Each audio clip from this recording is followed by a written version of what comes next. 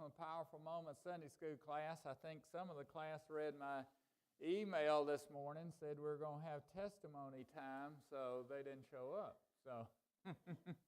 So you're either the brave ones, or I was telling Cindy at my high school tennis practice at the end, we asked one of the kids to pray. Well, you know, they'll go like this, so you know they don't want to pray. So I think instead of just ducking their heads, that some folks just didn't show up today. So knowing they would be having testimony time, and I'm not going to call on anybody, but maybe they were fearful that I would call on somebody. So anyway, that's the plan. It may last 5 minutes. It may last the whole class time, depending on who shares and what you would like to share. So with that, we're glad to have our three wise women back together today, so that's great. Yay. We're praised that David, Melinda's husband, has got his oncology appointment set, so that's a praise. So we've been praying about that. So that is the 9th of, that's this Thursday then, this Thursday the 9th. So anything else to share this morning? Okay. Oh, that's right. Thank you, Stan. B. Harvey fell and then broke a wrist. They have set her wrist. They said she had a brain bleed, although her daughter says that nothing has really been said about the brain bleed. That B's sitting up in the hospital and seems to be, I think, communicating. So the daughter's words is they don't seem to be very concerned about that. Oh, not her daughter? Oh, Elaine Overall. Okay, thank you. I thought she doesn't have a daughter, does she? No. So I was confused. Elaine Overall saying this. So anyway, she seems to be improving, but still at the hospital, just kind of being observed. So keep her in your prayers too. Okay. Anything else this morning? Thank you. Okay. All right, with that, I'll pray and we'll get started with testimonies. Dear Father, we just come to you this morning that we just pray this morning as people share testimonies that would honor and glorify you, that your name would be lifted up, you would be praised, you would be blessed. Dear Father, that these testimonies might find favor with you and favor with us, dear Father, that our faith might be built by hearing stories of faith of those in our class, that we might draw near to each other by hearing testimonies that people's lives and what have transpired in their lives, dear Father, where you have been active in their lives, dear Father, where you have helped them cross a sea of trial, of crises in their lives, dear Father. We just prayed this morning that we would draw near to you, and your word says if we draw near to you, you'll draw near to us. We claim that promise this morning. As we look at your word, dear Father, give us insight, give us revelation, give us illumination of your word this morning, dear Father, that we might be able to ascertain your plan for our lives, dear Father. We pray all these things in the name of Jesus. Amen.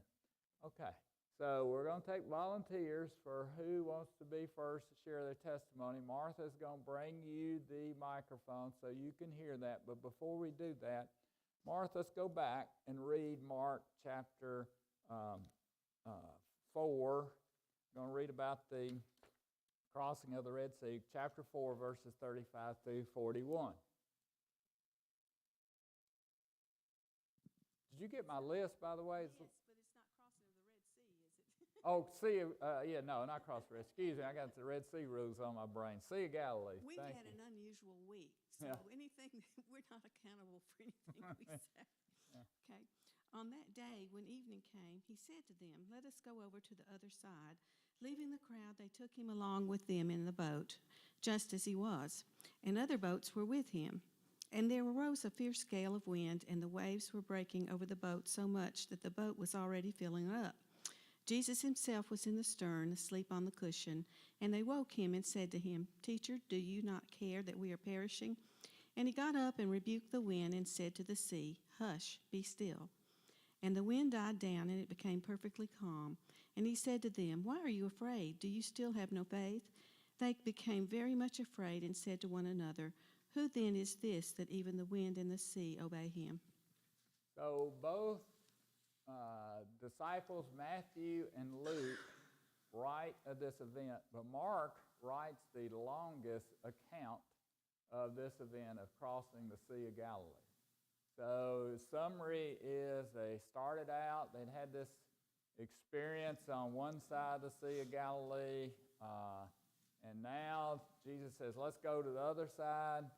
And they start across the Sea of Galilee. Jesus taking a nap in the stern of the boat, and they get in the middle of their trip, and here comes this big storm, this raging storm over the sea. And you can imagine the boat being tossed, water's coming in. The disciples are extremely fearful. They think they're going to drown and lose their lives, and these are experienced fishermen, so you would think they would not be that concerned, having probably faced similar storms, but this storm must have been so great that even they were fearful. So they wake up Jesus, not knowing, not really understanding who he is, but he tells the sea, "Hush," and everything becomes calm, and they make it to the other side. And then either later today or next week, we'll get into what happens on the other side of the Sea of Galilee. So here, the disciples faced this crisis, but they got through it. They got from one side of the Sea of Galilee to the other side of the Sea of Galilee. They got through their crisis to safety on the other shore. All right, so the testimony time was to allow you to share how God has taken you through a crisis in your life and got you from one side of the Sea of Galilee to the other side of the Sea of Galilee. Okay? So who would like to be first? I know we got one person who shared with me last week that he wanted to share. So does he want to be first? All right, Bobby, taking the mic, Mark.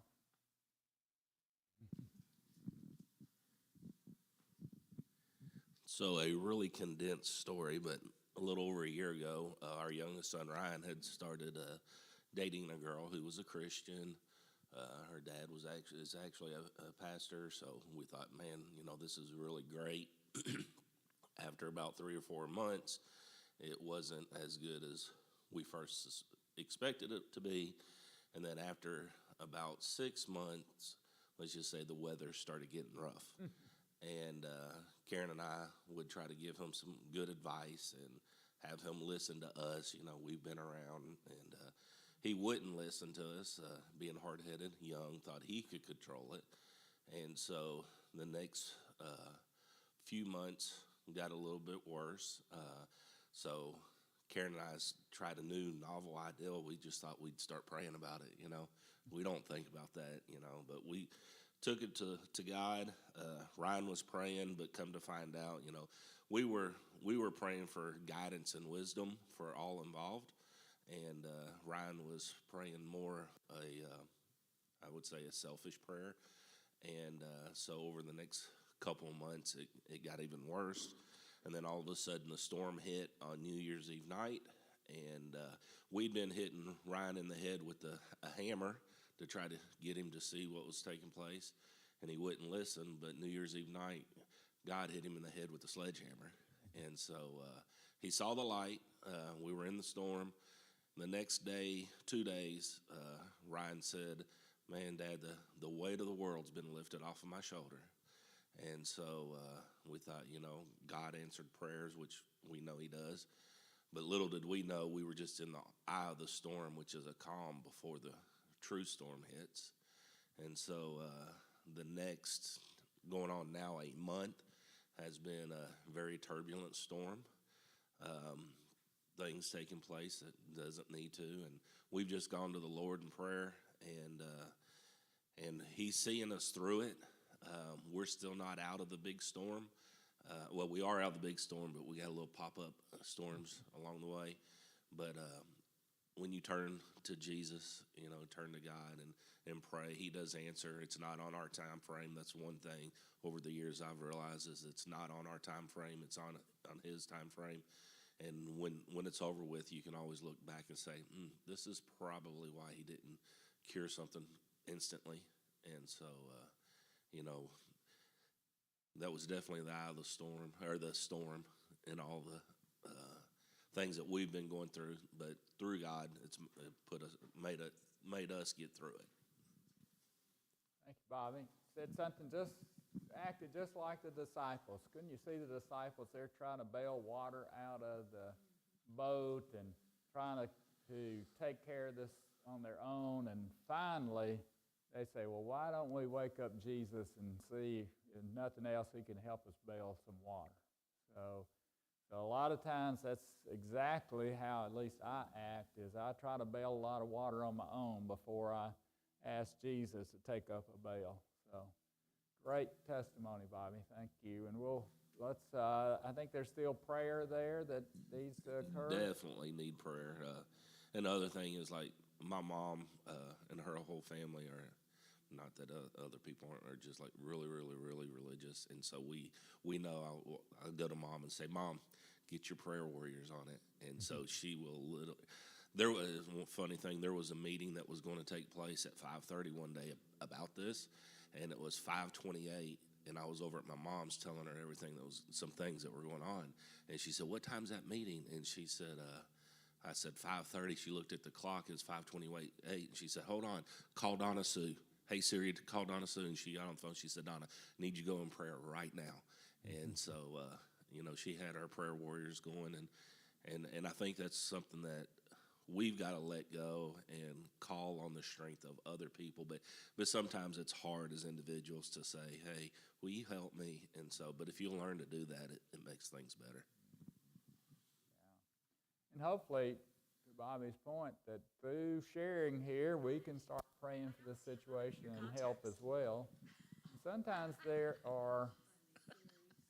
Jill, quit disturbing back there. Sorry. Siri kicked in. And I have it on mute, but she heard. Siri is always listening. Be careful. That's when you want her to. Exactly. Is that when you want her to? Yeah, right. But through sharing too, we can pray for the situation Bobby and his family are facing, but also there may be situations where we can pray, but we can also lend physical assistance. A little more to the story, sorry. It's a long story, people. But anyways, through Karen and I and Ryan standing up for what's right, it also allowed other people to come forth with some things and to come forward with some issues that have been taking place with them also basically concerning this whole incident. Mm-hmm. And it gave them the strength to come forward. So that's one thing that we look back at and think, praise God that He gave us the strength, and now it gave other people the strength to come forward also. So you can already see one way God has been working through this situation. It's great.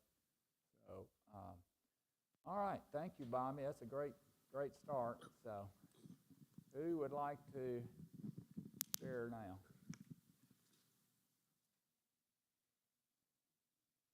I will share. I think as we get older, we start thinking about things like falls and heart attacks and strokes and things that maybe some of the things our friends have gone through, cancer. But one thing I had never thought about was blindness. And I never will forget, Tom came home one day and said, well, the doctor said that I have a torn retina and we need to see someone in Nashville. So we went to Nashville on a Friday. Well, he really didn't.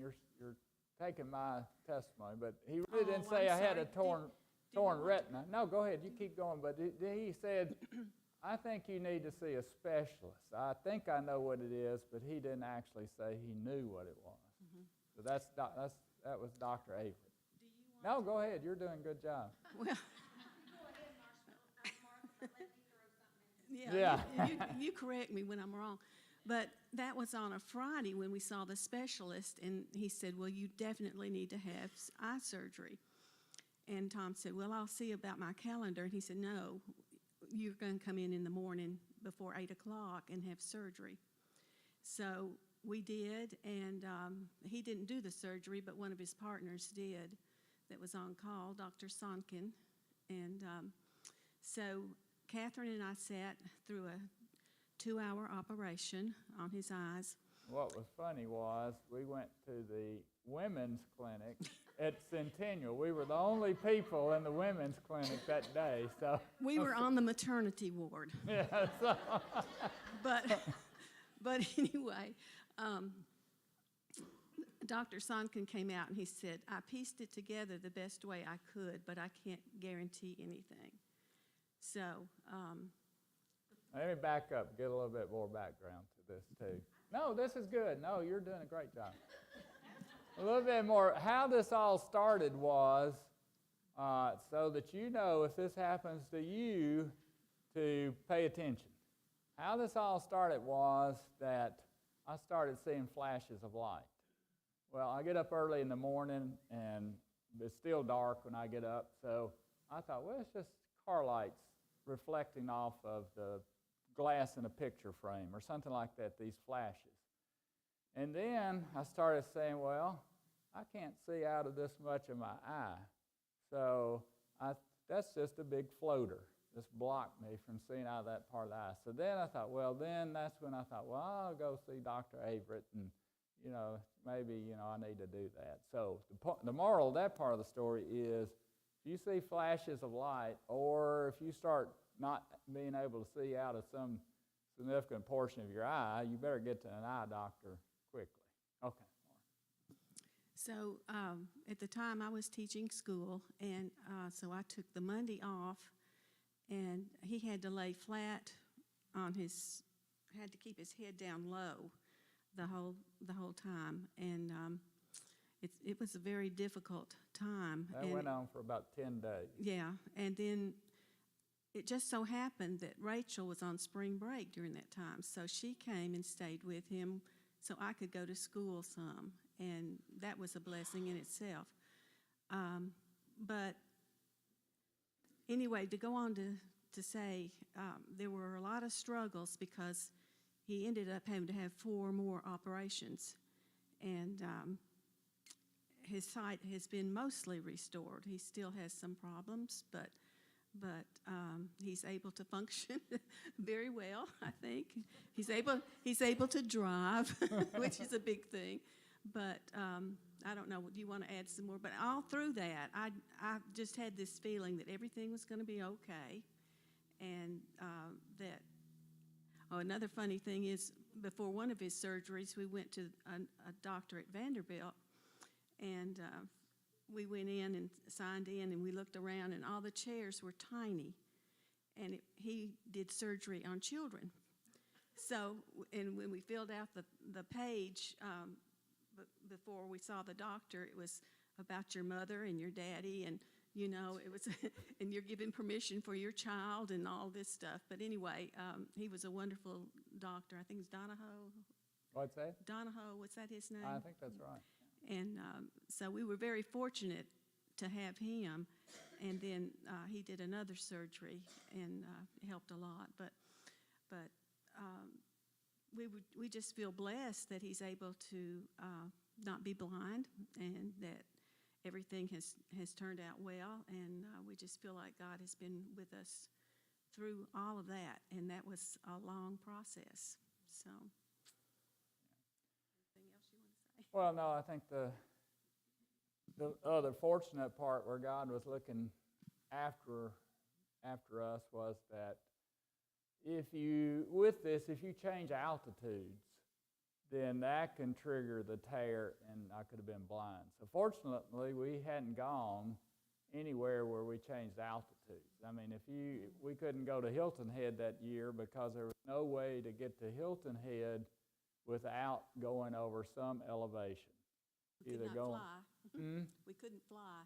Couldn't fly, definitely, because that's obviously elevation, but we couldn't drive because if you go through Birmingham, there's hills. If you go through Knoxville and down, there's obviously the plateau and so forth. So fortunately, while this is all going on, I hadn't gone anywhere where I'd really changed that elevation significantly, or that would have caused blindness too. So again, the moral of the story, if you see flashes of light or have what you think's a big floater, go get it seen about.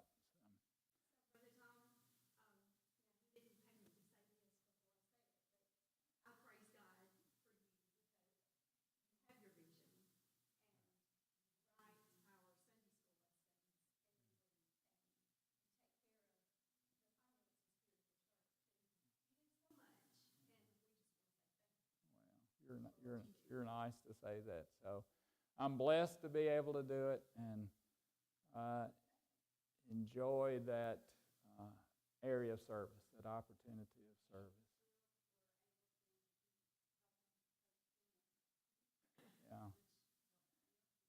Yeah.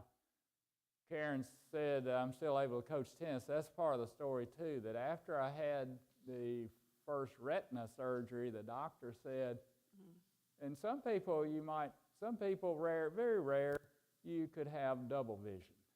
So I was a rarity. I had double vision. That's why I had to go have the surgery at Vanderbilt. But so right after I had the first retina surgery, I had this double vision. I had Rachel, this is probably, 2 or 3 weeks after, whatever, to throw me a tennis ball. Well, I couldn't tell the real tennis ball from the double vision tennis ball. I mean, she'd be from here to no further than Kim, and I couldn't catch the ball because I couldn't tell which one to catch. So the doctor at Vanderbilt, that surgery is the one that addressed that. So to Karen's point, I'm blessed that was taken care of, and that I do get to enjoy coaching tennis and trying to play. I think I could still beat Jill, even with double. You just needed 2 rackets. Yeah. That's right. But you could see 2 of Martha. Didn't you want a double of her? Yeah, that's right. Double, what was it? Double meant double your pleasure, double your fun, right? So, all right, who's next? Thank you, Martha. Okay, Linda, thank you. In 2014, I started getting like numbness in my mouth, and I didn't know what was going on.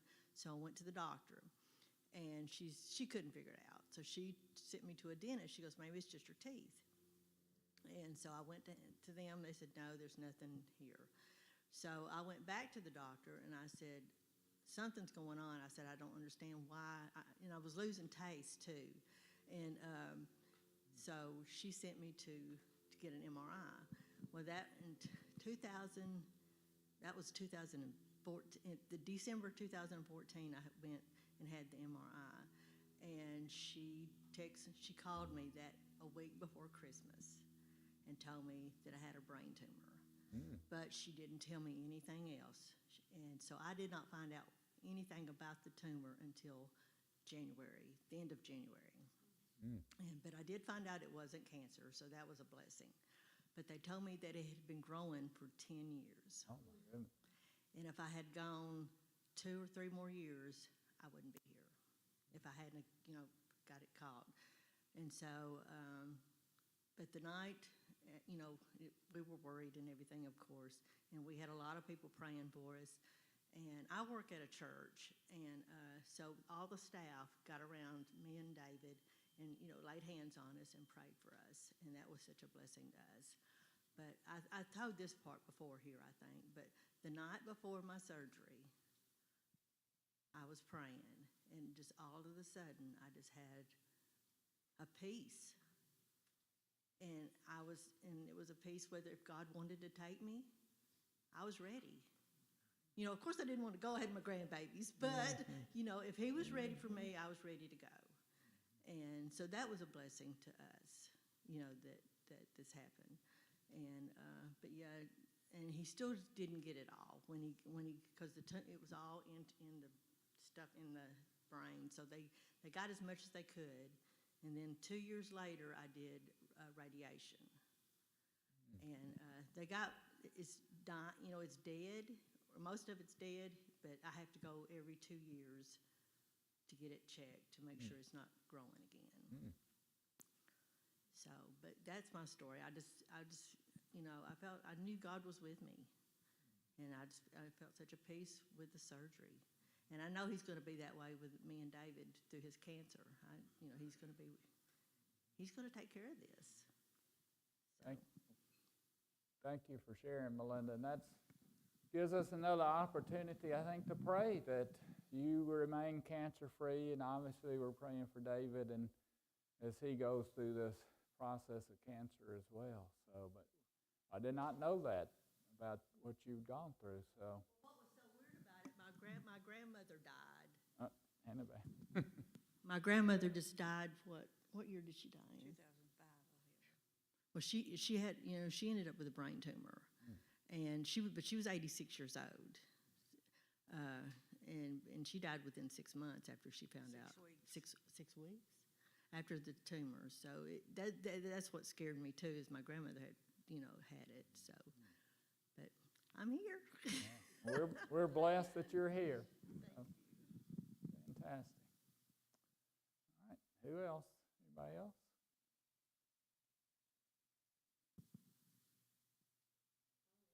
Okay. Thank you, Jamie.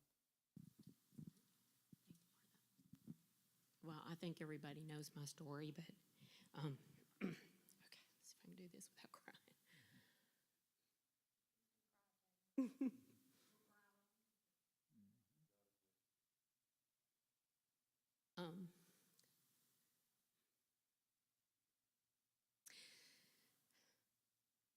So in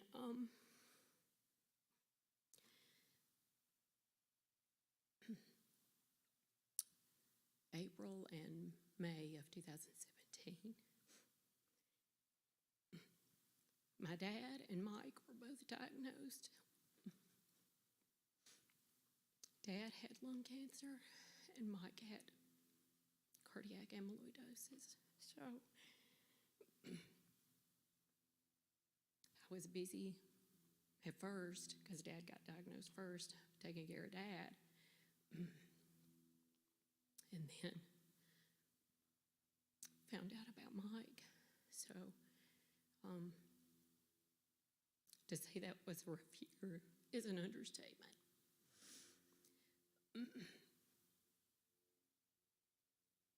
So I lost Mike in October of 2017. Lost my dad in June of 2018. In August of 2019, I lost a very dear aunt.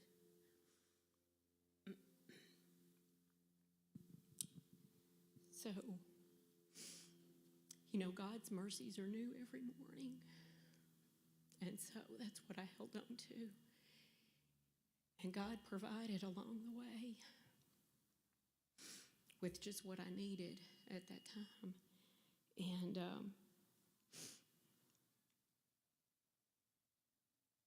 I found this wonderful verse in Isaiah I want to share with you. It's Isaiah 54, verses 4 and 5. And it says, and the reproach of your widowhood you will remember no more, for your husband is your maker. Your husband is your maker, whose name is the Lord of hosts, and your Redeemer is the Holy One of Israel, who is called God of all the earth. And, I know I've read that verse before, but God really spoke to me with that verse. And I know I can claim that. And, it is written for the people of Israel, but God really laid that on my heart. I know that promise is for me, Because in Galatians 3:29, it says, "And if you belong to Christ, then you are Abraham's offspring, heirs according to the promise." And so I know that promise is for me. It was just God speaking to me.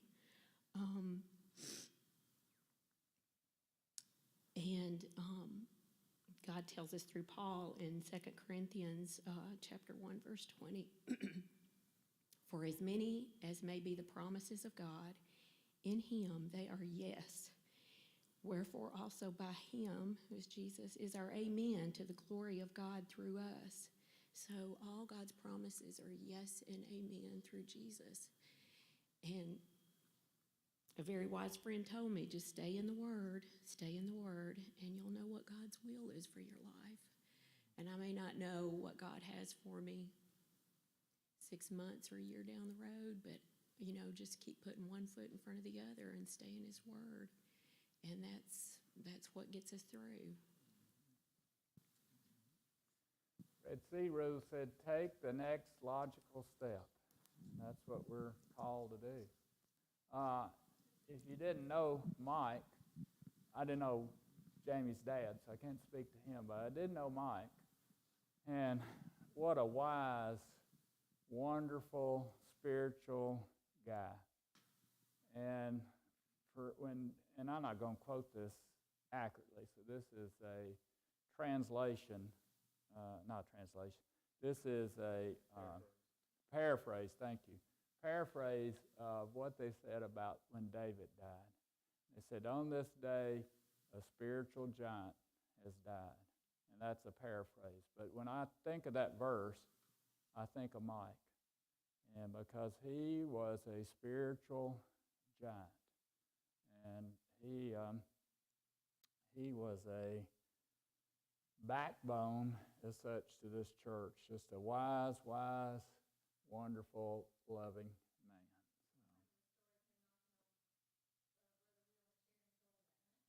man. Yeah, he showed up. Sharon, hand the mic to Sharon. Let's tell that story. It's kind of fun. We're just going to take all the time we need.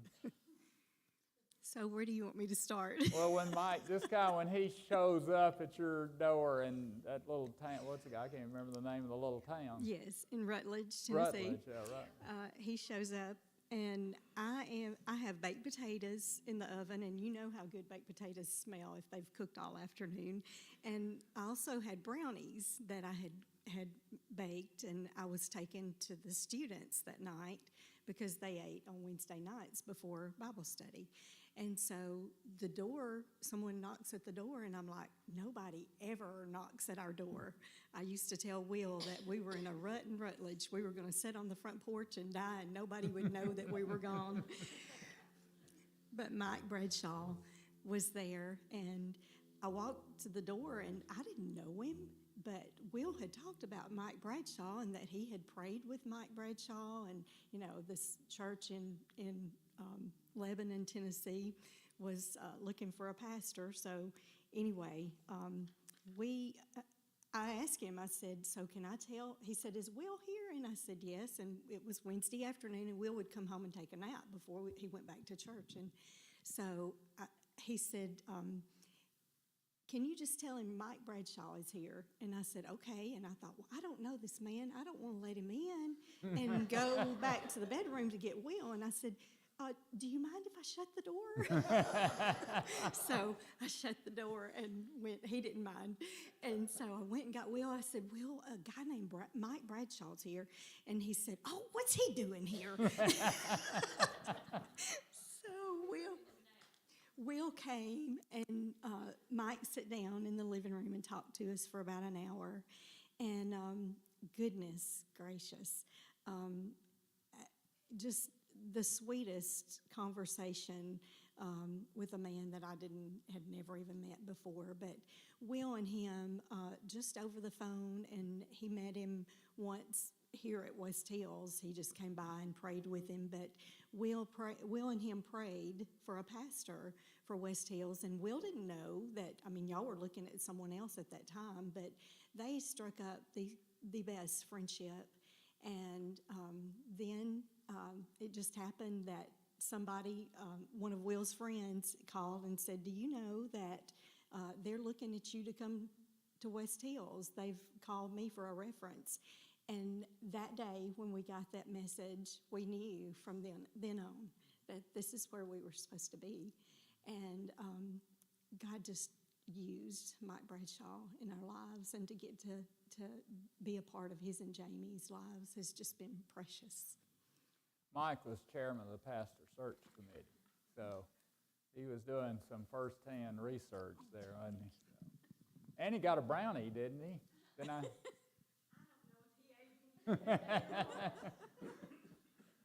Yeah, I remember him telling me he smelled the brownies, so I figured he got one, so maybe not. It smelled good in my house that day, and so I just worked that out.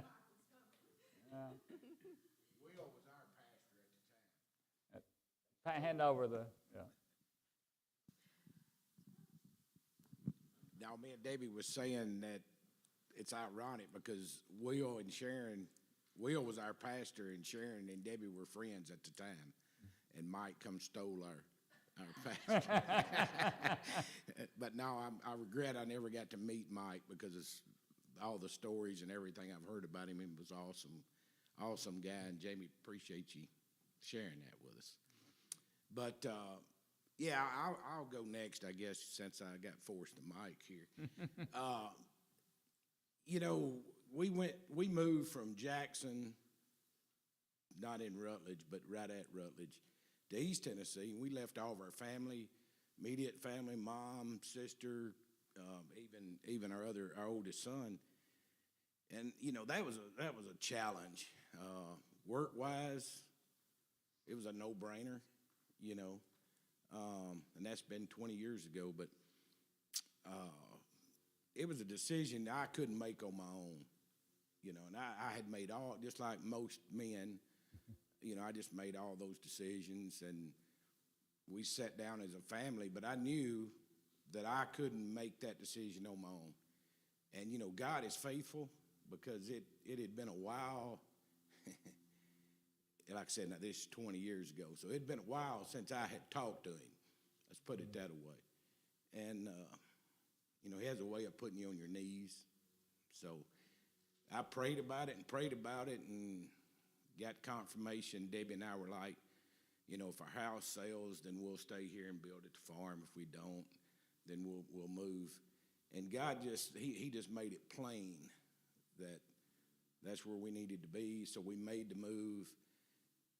And as a typical human being, I relied on the Lord to guide me on that move. But when I got moved, it was all business. Tom, you've been there. We got a region to build. We got agents to hire. So I just dove back into my work and just, you know, kind of forgot about the Lord, the one that brought me here. Now, we joined the church. We were active in the church, but as far as running the business, I was running it on my own, you know. And then something happened in our lives. I won't get deep into this because I'll get upset myself, but he put me back on my knees praying for a situation within our house that we couldn't handle. I couldn't handle it. And so I tried to handle it, and I thought I was doing a good job handling it. You know how we do. We get pretty bold, you know. Well, I can handle this. I can stop this, you know, because I'm this big, tough man, you know, so this is nothing. Well, it was an area I had didn't even understand it, you know. Our son was just making some decisions that was just stupid, and so we're there again. I'm back on my knees, and I'm like, well, I hadn't been talking to you like I should, but you got to help me. And so it was really hard for me to turn that over to the Lord. And we didn't turn it all over to him at first. We're still like, well, we can handle this. You know, I'm gonna handle this. Well, the harder I tried to handle it, the worse that situation got. And so I'm like, on my knees again, and I'm like, Lord, what are we doing here? You know, and he let me know right quick, you know, I'm in charge of this, and you still got one foot in the door, You know, you got to get that foot, you got to turn it over to me. And when I finally, and I really honestly believe, when I fully turned it over to him, prayed to him every day, we could kind of see a light at the end of that tunnel.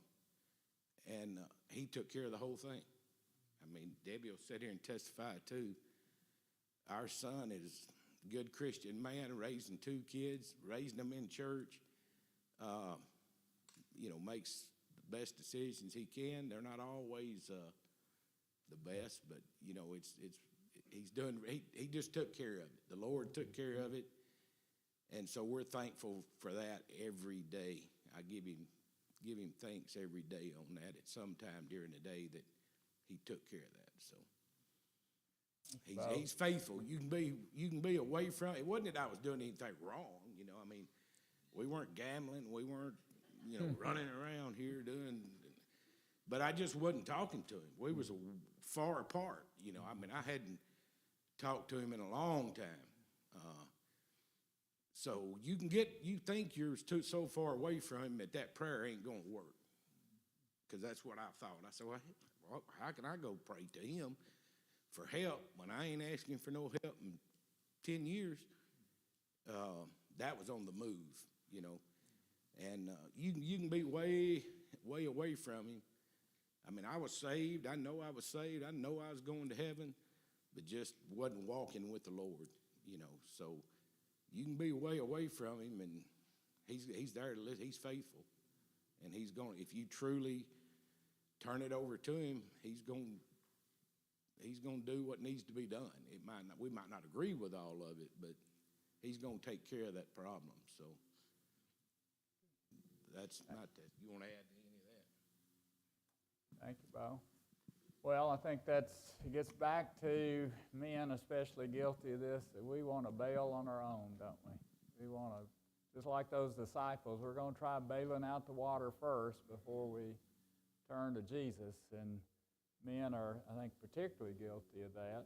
And so if we'd be a lot smarter if we turned it over earlier, and we wouldn't have to bail so much water, would we? A lot less tired.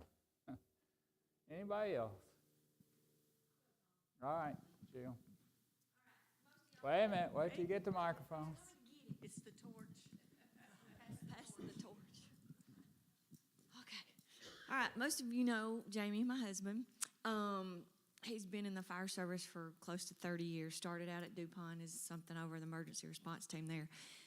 And then he worked for WEMA for many, many years. And then for the last several years, going on almost 10 years, he's been with the City of Mount Juliet Fire Department as the chief. Well, I don't know if anybody realizes how terribly stressful this job is, how you have the scanner, the radio at your ear 24 hours a day. You're on call pretty much, meaning I'm on call too because it's by the bed.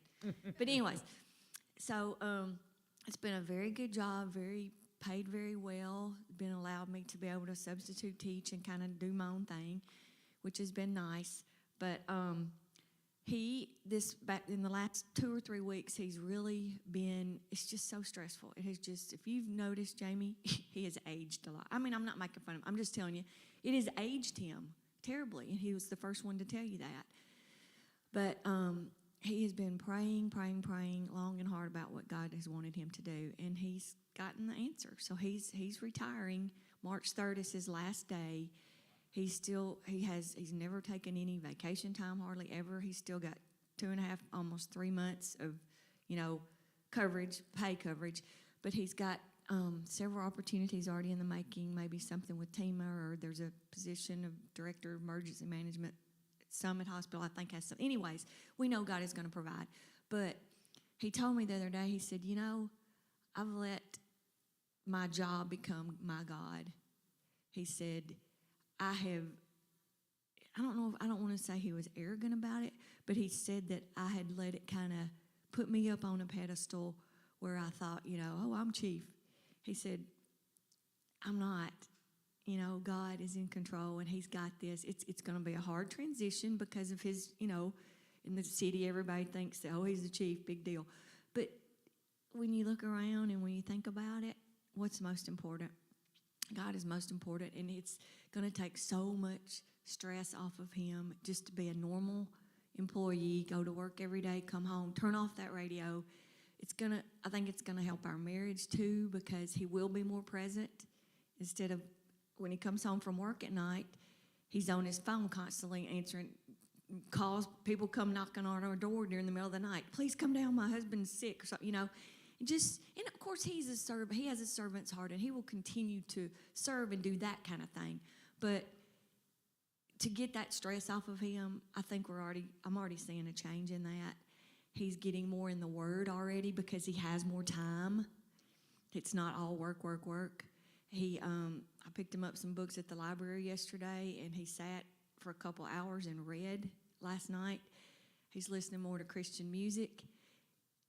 God works in ways, that we don't know. And I'm not saying that he was bad about his job. He was wonderful at his job, but he just said it had taken control of his life. And sometimes God has a way of saying, no more. I'm number one. We got to get this under control. So it's going to be a transition, but it's going to be a positive one, I know. And God is so good. So y'all pray about his next position in life and what he's supposed to be doing. But I don't doubt that it'll be one that's going to be great and bring God glory. Because you know Jamie's heart. He is a helper, and he will continue to be. So thank you. Jill, thank you for sharing that. That's another Y'all see the front of the prayer need. What's that, Jill? Oh, okay. So we're not getting any inside scoop, huh? No, but again, I hate to say this, but it just seems like men want to be in control, don't we? What's that? How dare us? That's really true. How dare us? Because God is in control if we realize it or not. And we should put it in his hands.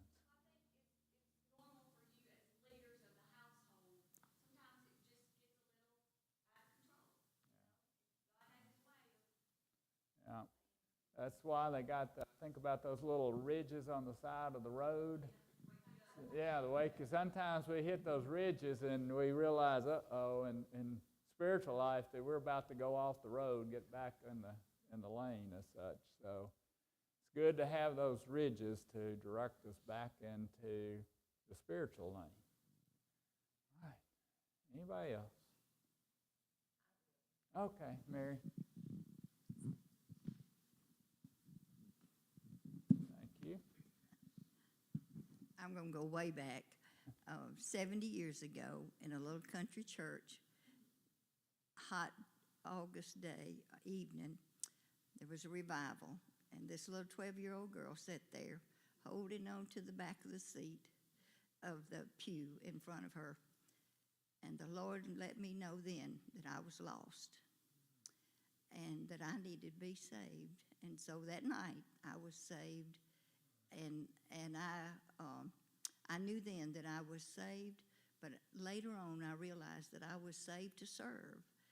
And I am so thankful for a Sunday school teacher that when I was, probably from 13 to 17 years old, this wonderful, wonderful elderly little lady, she took several of us under her wing, and she taught us the Bible. She was good to us. I have enormous big family, and so we never had very much, but she was so good to us, and she prayed with us. She taught us lessons from the Bible. She was just the most wonderful person. Had I not had that woman in my life, and I am so thankful for the Lord putting her in my life, and the things that I learned from her. My daddy was in World War II, and he had PTSD before anybody ever realized what it was. So we didn't have a really good, close family bond, because, it was just hard for him. And so we were not taken to church, but we always went to church. My mother saw that we were there. And the wonderful people that in my life who have prayed for me and have helped me. Now, I've not always done what the Lord wanted me to do, but it was one thing that I knew when I was saved. I relied on this. The Lord will always, He'll never leave you. He'll never leave you nor forsake you. No matter how far you go, He will always be with you. And He has always. And life changes. Every day life changes. And that's what I tell my children. When they are in a problem in their life or whatever, and I say, honey, don't worry about it. You know, things change every day. Life changes every day. Just pray about it. And now whenever something happens and they'll call me and they'll say, Mama, get your little praying ladies and y'all pray about it, you know. And so I am so thankful to the Lord for that night 70 years ago in a little country church in West Tennessee. Thank you, Mary. Two or three things that spoke to me from your testimony. One, how important Sunday school teachers are at children and youth. Jamie is a middle school Sunday school teacher. How important that is. I mean, I grew up in church, so I can now, even now, remember Sunday school teachers who were important in my life. And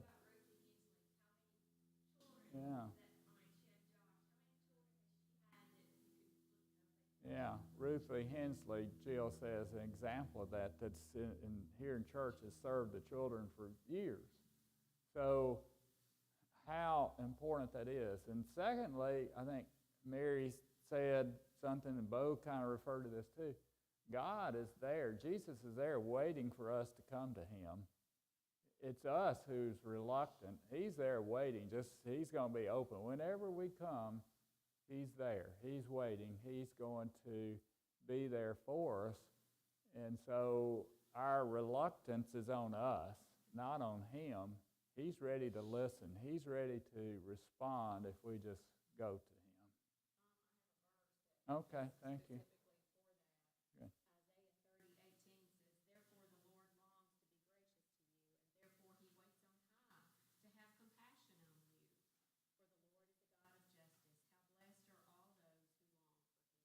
And that was Isaiah 30, 18. So, yes, a great verse that I'll try to remember that and share that in our email. 30:18, Isaiah. Okay. Anybody? We got just a few minutes left. Time for maybe one more. Anybody want to close it? Yep. Novella? Okay. Ladies first. Okay.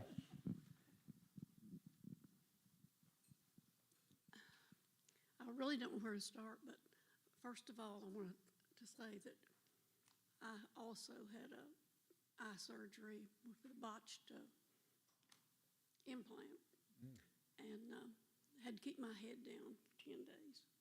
So I know what you, a little bit of what you Not much fun. It's not fun. But I was saved when my oldest son was about 6 weeks old. And a few years after that, my husband was called into the ministry. I didn't marry a preacher, but I was forced into being a pastor's wife. But I thought, well, he would just be a fill-in preacher for other people. But God called him to a little church, which was absolutely a mission field in West Virginia. So we were there at that church for 10 and a half years, and so many storms we had, but we helped other people through a lot of storms that I couldn't go into because it takes too long. But we were there for 10 and a half years, and he resigned that church, and I thought, well, we can rest now. Well, he got a call from another church, will you please come and help us? We don't have a pastor. It was the church that was dying. So he said, okay, I'll come and help you. And we were there for 27 years, Wow. helping at church. So that's kind of our life. And then cancer came. And for about 2 years, we got to stay at the church, and he helped the other pastor, get used to the people and everything. But then God took him, and I was alone. And my sons was one lived here, and the other one lived in Florida, and I didn't have anybody, so they was worried about me being alone and nobody to take care of me, and the age I was. So they said, let's sell your home and move to Nashville with my other son. And my daughter-in-law advertised my house, and I thought it won't sell. 3 days later, people from New York came and bought my house. And so that's how I ended up in around the Nashville area. My son has a counseling center over in Mount Juliet, and they built me an apartment onto the house that they were building. For 5 years, I was here searching for a church that I felt comfortable in, and God sent us to Hope. And you people just don't know what you have here, I think. It was such a blessing because I was used to the warmth of a family, a church family, and I missed that so much. But I found it here at Hope, and I'm just so thankful for it. Well, thank you, Novella. We're blessed that you're here and your two wise women counterparts are here. So I guess, I don't know if y'all came in a set or what, but you showed up as a set, so we're blessed.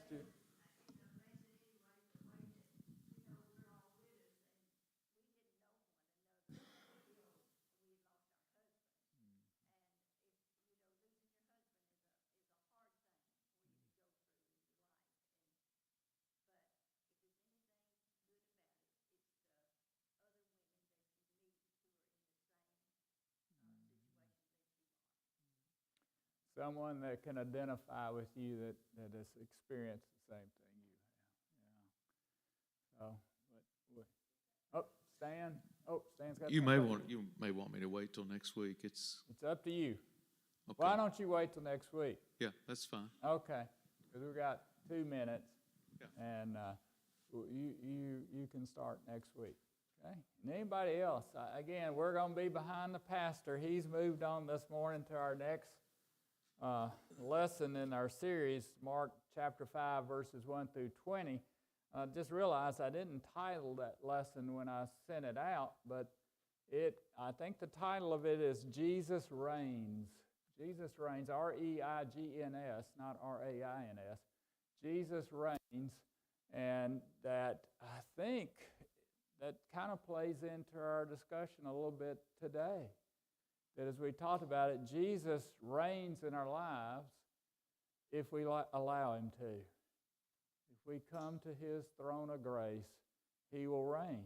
He's ready. He's waiting on us. All we have to do is just go to him in prayer, go to him in his word, and he will reign in our. He's reigning regardless, but he will reign in our lives if we do that.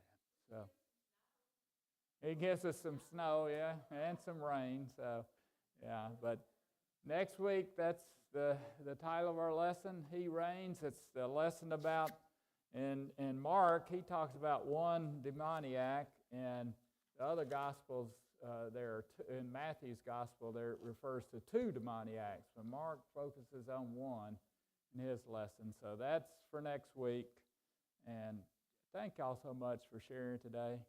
I think that, and particularly in a big room like this, it's not easy, but I think that it draws us closer to each other, and it draws us closer to God. It builds our faith to hearing others' faith stories. So thank y'all for being open and transparent and willing to share this morning. So have a blessed week, and look forward to hearing more testimonies.